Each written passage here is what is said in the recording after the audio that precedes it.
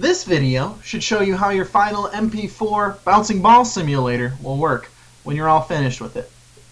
So here I'm actually in my MP4 main directory, and you can see everything that's in this directory. All of our subdirectories, bin, data, source, tests, where all the C code is located, as well as this make file. Now this make file is what we provide for you to actually compile your code. This way you don't have to go through and use Clang on all your individual pieces of code. All you have to do is type the word make and hit enter, and it will go through and compile all your pieces of code for you. So it makes it a little easier. So now it's ready to run. Your simulation is basically ready.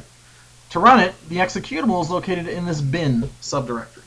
So to get to it, type in bin / and the executable is called bouncing balls. So bouncing _ balls. Now I hit enter, and that should actually open up my simulator. And you can see it does. We have 3 bouncing balls here. That's what comes up by default when you run this program. They bounce against the walls. As you can see here, they bounce off of each other. So this is how it should look. They should bounce freely like this.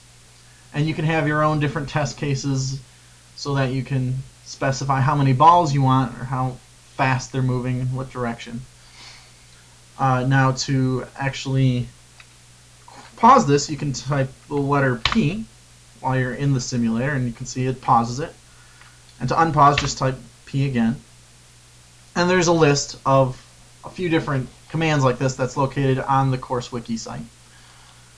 But I'm going to quit now by hitting Q.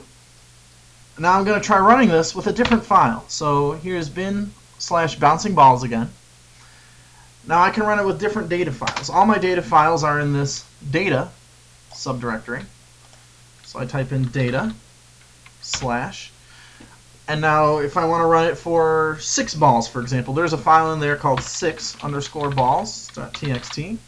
So this should open up my simulator with 6 bouncing balls. And here you can see we've got 6 bouncing balls. And you can see they're bouncing off of each other, they're bouncing off the edges of the screen.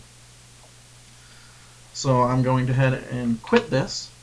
And I'm going to even try running, there's one that has 64 balls.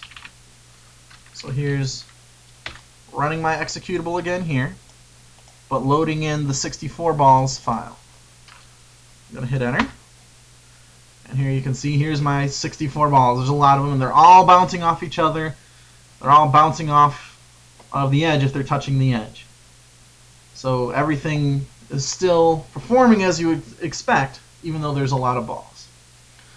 So this is a good example of what your final project should look like when you're done with it. Hopefully this video has helped you.